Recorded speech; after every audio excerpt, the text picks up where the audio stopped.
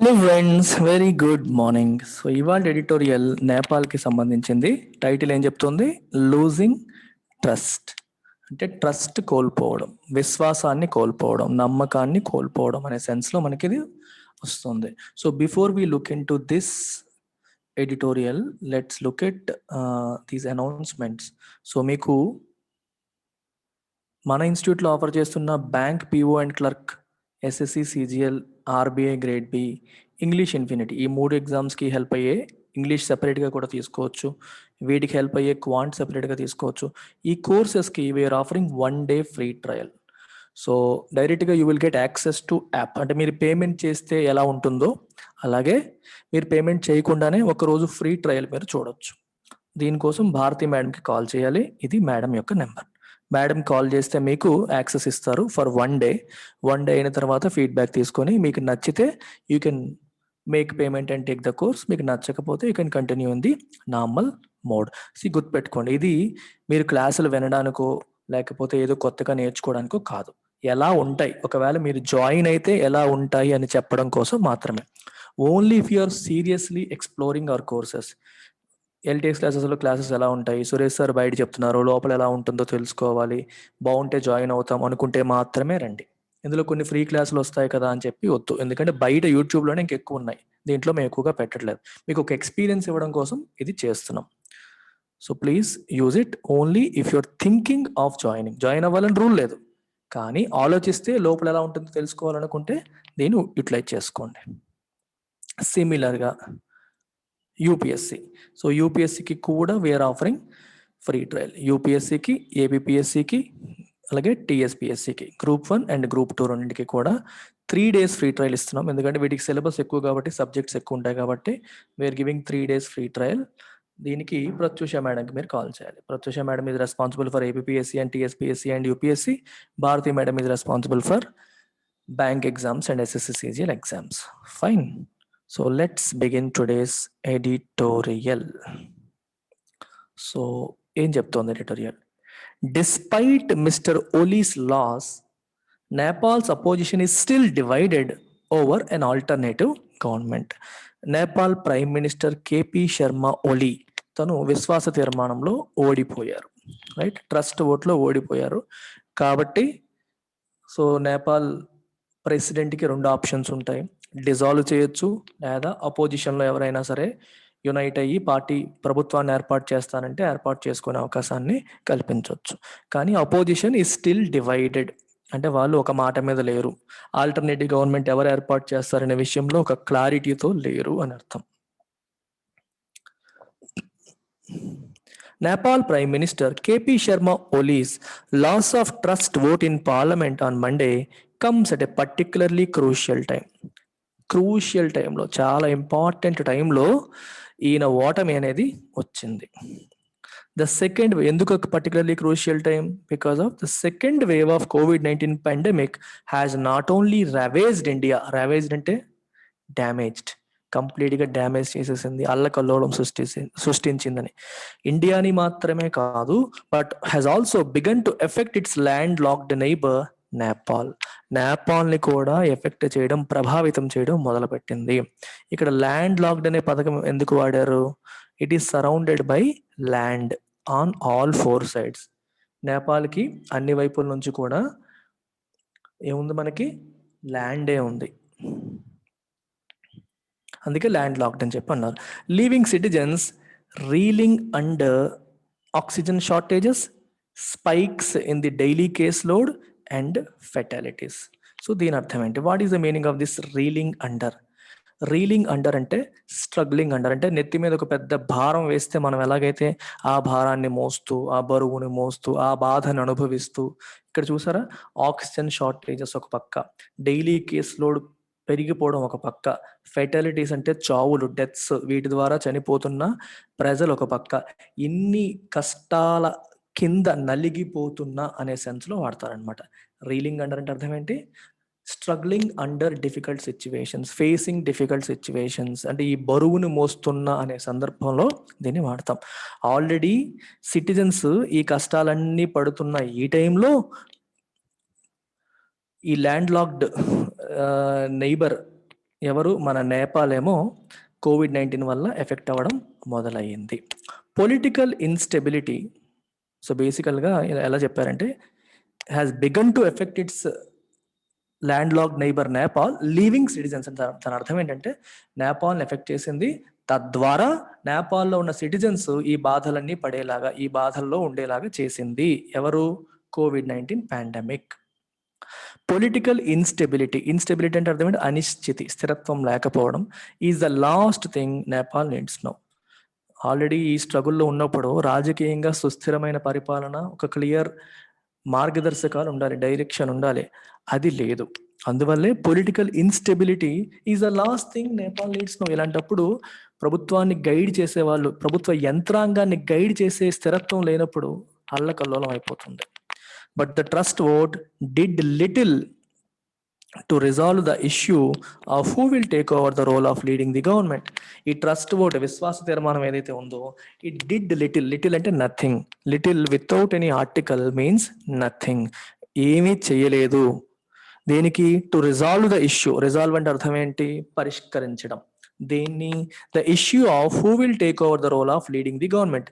ప్రభుత్వాన్ని ఇప్పుడు ఎవరు లీడ్ చేయబోతున్నారు, వీళ్ళు కాకపోతే ఇంకెవరు వస్తారు అనే విషయంలో ఒక క్లారిటీ రాలేదు. ట్రస్ట్ ఓట్లో కూడా ఈ ఇష్యూ రిజాల్వ్ కాలేదు. Mr. Oli won just 93 votes in the 271 strong House of Representatives, where only 232 turned up to vote. Turn up అంటే వచ్చారు అని, టర్న్ అప్ అంటే హాజరయ్యారు అని అర్థం. దేనికి? ఓటు వేయడానికి. 274 స్ట్రెంత్ ఉన్న హౌస్ ఆఫ్ రిప్రజెంటేటివ్స్ లో 232 మంది అటెండ్ అయ్యారు. అందులో 93 మిస్టర్ ఓలీకి అనుకూలంగా వేశారు, 124 మంది వ్యతిరేకంగా వేశారు, 15 మంది వచ్చారు కానీ సైలెంట్ గా ఉండిపోయారు, న్యూట్రల్ గా ఉండిపోయారు. అనుకూలంగాను వేయలేదు, వ్యతిరేకంగాను వేయలేదు. The leading party in the opposition, the Nepali Congress led by Sher Bahadur Deuba. Opposition లో లీడింగ్ పార్టీ ఏది? నేపాలీ కాంగ్రెస్. పేర్లు గుర్తుపెట్టుకోండి 1 by 1. Led by Sher Bahadur Deuba. ఈ పేర్లు కూడా ఇంపార్టెంట్. ఈ Deuba with 61 members voted against Mr. Oli, along with Pushpa Kumar Dahal led Communist Party of Nepal Maoist Center with 49 votes. So వీళ్ళెవరు? ఇద్దరు ఓటుకి వ్యతిరేకంగా ఓటు వేశారు. అపోజిషన్ లో ఉన్న నేపాలీ కాంగ్రెస్ పార్టీ మరియు పుష్ప కుమార్ దహాల్ తో లీడ్ చేస్తున్న communist party of Nepal CPN Maoist centre, వీళ్ళు కూడా వ్యతిరేకంగా ఓటేశారు. The Maoist had just recently demerged from Nepal communist party after a supreme court ruling derecognised its merger with mister Oli's communist party of Nepal which is unified Marxist Leninist. ఇంతకు ముందు ఈ Dahal party ఏదైతే ఉందో, ఈ పార్టీ ఏదైతే ఉందో ఇది ఇంతకు ముందు మిస్టర్ ఓలీ పార్టీతో కలిసి ఉండేది, మెర్జ్ అయింది. అది రీసెంట్ గా మళ్ళీ డీమర్జ్ అయిపోయింది, విడిపోయింది. ఎప్పుడు? సుప్రీంకోర్టు ఏమో వాళ్ళ మెర్జర్ని డీరికగ్నైజ్ చేసింది, వాళ్ళిద్దరి యొక్క కలయికని డీరికగ్నైజ్, మేము గుర్తించట్లేదు అని చెప్పి సుప్రీంకోర్టు చెప్పినందువల్ల it was demerged. Now it is part of opposition అయిపోయింది అనమాట. పుష్ప కుమార్ దహాల్ యొక్క కమ్యూనిస్ట్ పార్టీ. ఒకప్పుడు అది ఓలీ పార్టీతో కలిసి ఉండేది, ఇప్పుడు విడిపోయింది. Mister Oli could not command the full support of his own party as the 28 legislator strong Madhav Kumar Nepal Jhalanath Khanal led faction within the UML decided to remain absent from the house. ఆయన పార్టీలోనే ఉన్న 28 మంది legislators తో కూడిన ఒక faction అంటే group. ఏంటో group? Madhav Kumar Nepal, ఇది వ్యక్తి పేరు, మరియు జలనాథ్ ఖనాల్, వీళ్ళిద్దరూ కలిపి వీళ్ళొక గ్రూప్ నడిపిస్తున్నారు. ఫ్యాక్షన్ అంటే గ్రూప్, లెడ్ అంటే వాళ్ళ నాయకత్వంలో ఉన్న ఈ గ్రూప్. ఈ గ్రూప్లో ఎంతమంది ఉన్నారు? 28 మంది ఉన్నారు. వీళ్ళు ఏం చేశారు? Decided to remain absent. ఆ రోజు రాలేదు, కావాలనే అధికార పార్టీకి చెందిన వాళ్ళు అయినప్పటికీ కూడా హాజరవ్వలేదు. మిస్టర్ నేపాల్ అంటే ఎవరు? ఈయన ఈ చిన్న గ్రూపులో ఉన్న వ్యక్తి. Had taken up the cudgels. Cudgel అంటే ఆయుధం లాగా, కొడవలు తీశాడు, కత్తి తీశాడు అన్నట్టు, షార్ప్ పాయింటెడ్ ఆబ్జెక్ట్ అనమాట. Had taken up the cudgels against mister Oli in the unified NCP along with mister Dahal and had opposed Oli's decision to dissolve parliament, a move which was struck down by the Supreme Court. ఇప్పుడు ఒకసారి story వినేసేయండి, మీకు interesting ఉంటుంది. ఇక్కడ రకరకాల పేర్లు వినిపించాయి కదా, ఇప్పుడు వినిపిస్తున్న పేర్లు కొన్ని పేర్లు చూడండి. మిస్టర్ ఓలీ ఎవరైనా ప్రధానమంత్రి, ఈయనతో పాటు ఎవరెవరు కలిసి ఉండేవాళ్ళు? ఇది చూడండి, మాధవ్ కుమార్ నేపాల్, జలనాథ్ కనాల్, ఇదొకటి గ్రూపు, రైట్. ఈ గ్రూప్ కూడా ఇప్పటికీ ఆయనతో పాటే ఉంది, ఈ పార్టీతో, నా కమ్యూనిస్ట్ పార్టీ ఆఫ్ నేపాల్తోనే ఉంది, కానీ ఆయనకు వ్యతిరేకంగా సైలెంట్గా ఉండిపోయారు వీళ్ళు. మరియు ఇంకెవరు, మిస్టర్ దహాల్. దహాల్ ఎవరు, ఇంతకు ముందు చూసాం పేరు, పుష్పకుమార్ దహాల్. ఈ పుష్పకుమార్ దహాల్కి ఎన్ని ఓట్లు ఉన్నాయి, 49. ఈయన యొక్క కమ్యూనిస్ట్ పార్టీ ఆఫ్ నేపాల్ కూడా ఒకప్పుడు ఓలీతో కలిపి మెర్జ్ అయింది. ఆ మెర్జ్ అయిన పార్టీని సుప్రీంకోర్టు ఏం చేసింది, రికగ్నైజ్డ్ ఇట్స్ మెర్జర్. సో కాబట్టి ఇది ఏమైపోయింది, డీమర్జ్ అయిపోయింది. సో పుష్పకుమార్ దహాల్ పార్టీ, ఓలీ పార్టీ మరియు మాధవ్ కుమార్ నేపాల్, జలనాథ్ ఖనాల్, వీళ్ళంతా ఒక గ్రూపే ఒకప్పుడు. వీళ్ళు అదే గ్రూప్లో ఉన్నప్పటికీ ఓటు వేయకుండా సైలెంట్గా ఉన్నారు. వాళ్ళేమో డీమర్జ్ అయిపోయి బయటకు వచ్చేసారు. సో ఆయనకి చెందిన ఈ యాక్చువల్గా ఈ 49 ఓట్స్ ఆయనకే పడాలి, ఈ 28 ఆయనకే పడాలి. ఈ 49 + 28 77 ఓట్స్ ఆయనకి పడాల్సినవి బయటికి వెళ్ళిపోయాయి. either వ్యతిరేకంగా పడ్డాయి, లేకపోతే సైలెంట్ అయిపోయాయి అని అర్థం అనమాట. ఎందుకని, వీళ్ళందరూ ఏం చేశారు, they had opposed mister Oli's decision. Oli యొక్క డెసిషన్ ని అపోజ్ చేశారు. ఏంటో decision, to dissolve parliament. Oli ఏం చేశారంటే పార్లమెంట్ ని డిజాల్వ్ చేసేసారు. పార్లమెంట్ ని మేము రద్దు చేస్తున్నాం, కొత్తగా ఫ్రెష్ ఎలక్షన్స్కి వెళ్ళిపోతామని చెప్పి ఏకపక్షంగా ఈ నిర్ణయం తీసుకుంటే దాన్ని వీళ్ళు అపోజ్ చేసి సుప్రీంకోర్టులో తర్వాత కేసు వేయడం జరిగింది. ఎవరు వేశారని తెలియదు, కానీ అప్పుడు నేపాల్ సుప్రీంకోర్టు ఏం చేసింది, స్ట్రక్ డౌన్, కొట్టివేసింది. ఏ నిర్ణయాన్ని, పార్లమెంట్ డిజాల్వ్ చేయాలనే ఏకపక్ష నిర్ణయాన్ని కొట్టివేయడం జరిగింది. అందుకనే ఇప్పుడు ట్రస్ట్ ఓట్ పెట్టారు. ట్రస్ట్ ఓట్ పెడితే ఓలీ ఓడిపోయారు. ఓడిపోయినా సరే ప్రెసిడెంట్ వెంటనే దీన్ని డిజాల్వ్ చేయట్లేదు. డిజాల్వ్ చేయకుండా ఏం చేస్తారు, అపోజిషన్లో ఎవరైనా సరే పార్టీ మీరు ప్రభుత్వాన్ని ఏర్పాటు చేస్తారని అడిగారు. సో అపోజిషన్ వాళ్ళు కలిసి అనుకున్న మెజారిటీ వస్తే వాళ్ళకి గవర్నమెంట్ ఇచ్చేస్తారు, లేకపోతే ఎలక్షన్స్కి వెళ్తారు. ఈవెన్ మోర్ ఇంట్రిగింగ్ అంటే ఇంట్రెస్టింగ్, ఫ్యాసినేటింగ్, ఎక్సైటింగ్, క్యూరియాసిటీ అంటే ఎరోజింగ్ క్యూరియాసిటీ అని అర్థం అనమాట. Even more intriguing was the vertical split. తెలుగులో అంటారు నిలువున చీలిపోయింది అంటారు, ఒక పార్టీలో 2 ముక్కలుగా విడిపోయిందని. Was the vertical split in another opposition party, the Janata Samajwadi party. Opposition పార్టీలో ఇంకోటి ఏంటిది, జనతా సమాజ్వాదీ పార్టీ, జేఎస్పీ. ఇందులో 15 మెంబర్స్ ఉన్నారు వీళ్ళకి.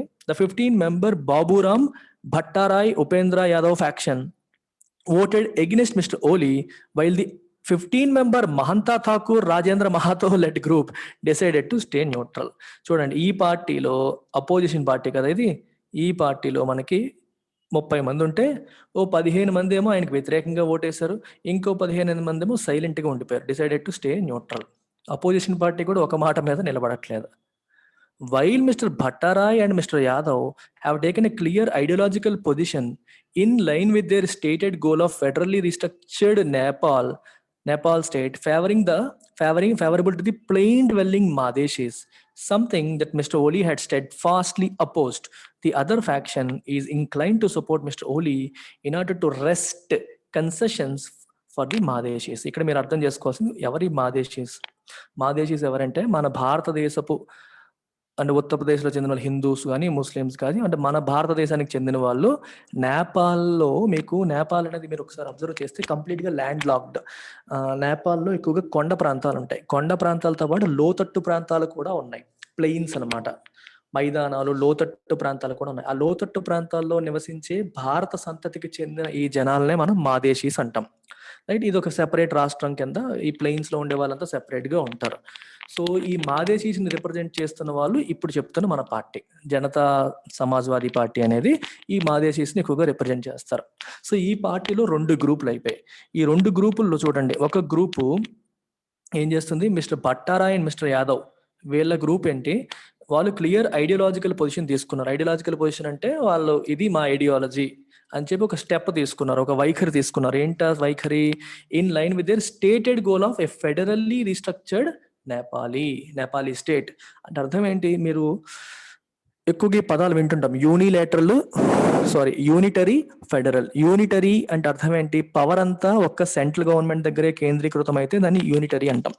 ఫెడరల్ అంటే if there is division of power or distribution of power between centre and the states ఉంటే ఫెడరల్ అంటాం. అర్థమవుతుందా? India is a federal polity with unitary bias అంటారు. అంటే ఇండియాలో పవర్ డిస్ట్రిబ్యూషన్ ఉంటుంది, స్టేట్స్ కూడా పవర్స్ డిస్ట్రిబ్యూట్ అవుతాయి, కానీ ఓవరాల్ గా సెంటర్కి ఎక్కువ పవర్స్ ఉంటాయి. అందుకని మనం federal polity with unitary bias అని చెప్పి, ఫెడరేషన్ విత్ సెంట్రలైజింగ్ టెండెన్సీ అని చెప్పి మన ఇండియన్ పాలిటీని అంటారు. అక్కడ ఏంటంటే స్టేట్స్కి కూడా మీరు అధికారాలు ఇవ్వాలి, అందుకే ఫెడరల్లీ రీస్ట్రక్చర్డ్ నేపాలీ స్టేట్ని ఫేవర్ చేస్తున్న ఒక గ్రూపు ప్రభుత్వానికి వ్యతిరేకంగా ఓటేసింది. ఎందుకు ఓటేసిందంటే ఓలీ ఏమో దాన్ని అపోజ్ చేశారు. ఓలీ ఏంటంటాడు, సెంటర్లోనే పవర్ అంతా ఉండాలి, స్టేట్స్కి అవసరం లేదని చెప్పి మిస్టర్ ఓలీ అంటూ ఉంటారు. అందుకని ఆయన ఐడియాలజీకి వీళ్ళు ఆపోజిట్ స్టాండ్ తీసుకున్నారు. ఓలీ సెంట్రల్ పవర్ ఉండాలంటారు, ఈయనేమో ఫెడరల్ గా అందరికి అంటే స్టేట్స్ కూడా పవర్స్ ఉండాలని వీళ్ళు అంటున్నారు. ఆపోజిట్ స్టాండ్ తీసుకున్నారు కాబట్టి డైరెక్ట్ గా వ్యతిరేకంగా ఓటేస్తారు. ఈ రెండో ఫ్యాక్షన్ చూడండి, రెండో గ్రూప్ ఉంది చూడండి, it is incline to support ఓలీని సపోర్ట్ చేయడానికి సిద్ధంగా ఉన్నారు. ఎందుకని? In order to wrest concessions అంటే బెనిఫిట్స్, రెస్ట్ అంటే లాక్కోవడం, తీసుకోవడం. సో మేము మీకు సపోర్ట్ చేస్తాం, మా దేశీస్కి మీరు బెనిఫిట్స్ ఇస్తే సరే, మీరు అనడానికి మేము ఒప్పుకుంటాం, కానీ మాకు స్పెషల్ బెనిఫిట్స్ మీరు ఇస్తే మేము సపోర్ట్ చేస్తాం అన్నట్టుగా ఈ గ్రూప్ ఉండిపోయింది. ఒక గ్రూప్ ఏమో అసలు సపోర్టే చేయము, మన స్టాండ్ వేరు, ఆయన ఆలోచన వేరు అని చెప్పి వాళ్ళు ఆపోజిట్ గా ఉన్నారు. అది ఇక్కడ అర్థం చేసుకోవాలి. రెస్ట్ అంటే బలవంతంగా లాక్కోవడం, take away, right, take away వాళ్ళ నుంచి తీసేసుకోవడాన్ని అంటాం. కన్సెషన్స్ అంటే స్పెషల్ బెనిఫిట్స్ అని అర్థం. ఇక్కడ the net effect of the trust vote was a loss of face for prime minister Oli. ఆయన ఫేస్ కోల్పోయారంటే అర్థం ఏంటి? గౌరవాన్ని కోల్పోయారు. ఐ లాస్ట్ మై ఫేస్ అంట, మొహం ఎత్తుకోలేకపోయాను రా, మొహం చాట్ చేసుకోవాల్సి వచ్చింది అంటారు చూడండి mister Oli. And yet it is not clear if an alternative government can be formed by the opposition as things stand. ఆయన గౌరవాన్ని కోల్పోయారు, అయినప్పటికీ కొత్త గవర్నమెంట్ ఫామ్ అవుతుందా లేదా అనే విషయంలో ఇంకా క్లారిటీ లేదు. యాజ్ థింగ్స్ స్టాండ్, ఇప్పుడున్న పరిస్థితుల దృష్ట్యా చూస్తే కొత్త గవర్నమెంట్ ఏర్పాటు అవుతుందా లేదా అనేది మనం చెప్పలేకపోతున్నాం. Mister Deuba enjoys support from the Maoist. ఈ దౌబా అనే వ్యక్తికి ఎవరైతేనో opposition party lead opposition, starting చెప్పాను 68 votes అని చెప్పాను చూడండి, ఆయన ఈయనకి మావోయిస్ట్ నుంచి సపోర్ట్ ఉంది, భట్టారా యాదవ్ ఫ్యాక్షన్ నుంచి కూడా సపోర్ట్ ఉంది. But it remains to be seen whether the Nepal Khanal faction will decide to resign from parliament to enable A victory for the NC. కానీ వీళ్ళ సంగతి ఏంటి? ఈ నేపాల్ ఖనాల్ ఫ్యాక్షన్ ఎందులో ఉంది? వీళ్ళతో భాగంగా ఉంది. దేంతో? అధికార పార్టీతో భాగంగా ఉంది. మీకు పేర్లు గుర్తుపెట్టుకోండి, మళ్ళీ చూడండి. ఈ దౌబా ఎవరు స్టార్టింగ్ లో మాట్లాడుకున్నాం మనం.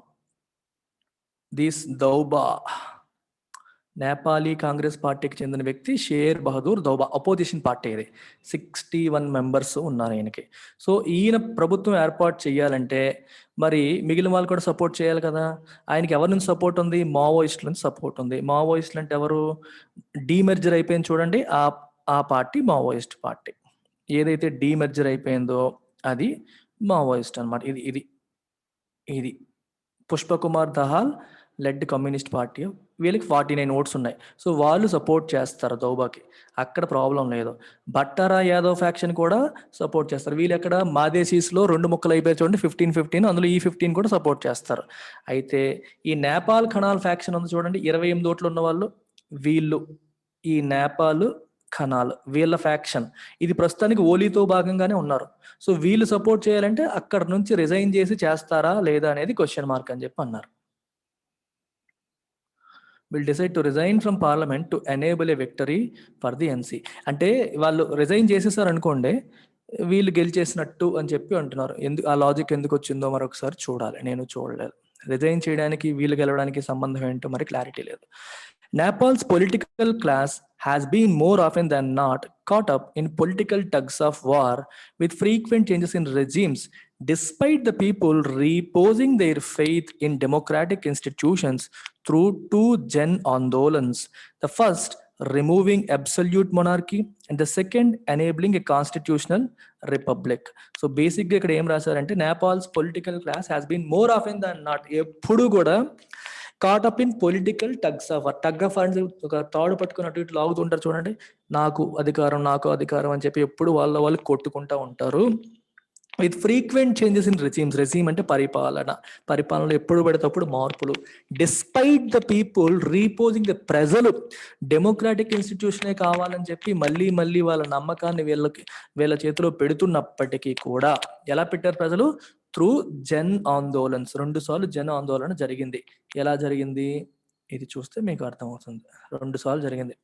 ఇక్కడ చూడండి, మొట్టమొదటి ఇది జన్ ఆందోళన్ 1 1990లో మొదటిసారి జరిగింది. First people movement Jan Andolan 1, it leads to democratic constitution. 1959లో డెమోక్రాటిక్ కాన్స్టిట్యూషన్ ఫస్ట్ టైం పెట్టారు, కానీ 60లో కింగ్ మహేంద్ర పవర్ లాగేసుకున్నాడు.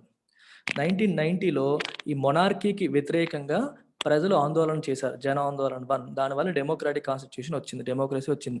96లో మావోయిస్టులు పీపుల్ వార్ చేశారు, 13,000 మంది చనిపోయారు. 2002-5 ప్రాంతంలో రాయల్ కూప్ అంటే రాజ కుటుంబానికి చెందిన వాళ్ళు కొన్ని కుట్రలు చేసి, ఎవరు కింగ్ జ్ఞానేంద్ర అండర్లో కొన్ని కుట్రలు చేసి మళ్ళీ లాగేసుకున్నారు. Restore the rule of crown అంటే మళ్ళీ రాచరికం, వాళ్ళే రాచరికం లాగా వాళ్ళు పదవిని లాగేసుకున్నారు 2002-5లో. 2006లో మళ్ళీ జన్ ఆందోళన్ 2 జరిగింది. పొలిటికల్ పార్టీస్, మావోయిస్టులు, ప్రజలు అందరూ కలిపి కింగ్ని అపోజ్ చేసి సెకండ్ పీపుల్ మూవ్మెంట్ చేశారు. సో 2006లో సెకండ్ పీపుల్ మూవ్మెంట్, 1990లో ఫస్ట్ పీపుల్ మూవ్మెంట్ అనేది జరిగింది. అది ఇక్కడ పాయింట్. అంటే 2 సార్లు మనకి ఏమర్థమైంది, ప్రజలు డెమోక్రసీయే కోరుకుంటున్నారు, రాచరికం కోరుకోవట్లేదు అని తెలుస్తున్నప్పటికీ ఈ పొలిటికల్ పార్టీలు వాళ్ళు కొట్టుకోవడం, ఒక స్థిరత్వాన్ని ఇవ్వలేకపోవడం, ఎప్పుడు పడితే అప్పుడు రిజైన్ చేయడం, ఒక 5 సంవత్సరాలు కూడా ఒక పట్టున పరిపాలన కొనసాగించట్లేదు. At least now Nepal faces the onslaught, at least when Nepal faces the onslaught of the novel coronavirus యొక్క దాడి, ఆన్స్లాట్ అంటే దాడి, ఈ దాడిని ఫేస్ చేస్తున్న ఈ టైంలోనైనా సరే ది పాలిటీ అంటే ఫార్మ్ ఆఫ్ గవర్నమెంట్ అని అర్థం, must rise to the occasion, situation అర్థం చేసుకొని it should come forward and work towards an alternative stable regime, ఒక స్థిరత్వమైన పరిపాలనా యంత్రాంగాన్ని, ఆల్టర్నేటివ్ ప్రత్యామ్నాయ పరిపాలనా యంత్రాంగాన్ని ఇవ్వడానికి ఈ పొలిటికల్ క్లాస్ అంతా కూడా they must rise to the occasion, ఆ సిచ్యువేషన్కి తగ్గట్టుగా వాళ్ళు బిహేవ్ చేసి దానికి తగ్గట్టుగా వాళ్ళు ముందుకు రావాలి అని అర్థం. Right, that's about it. Take care. Bye.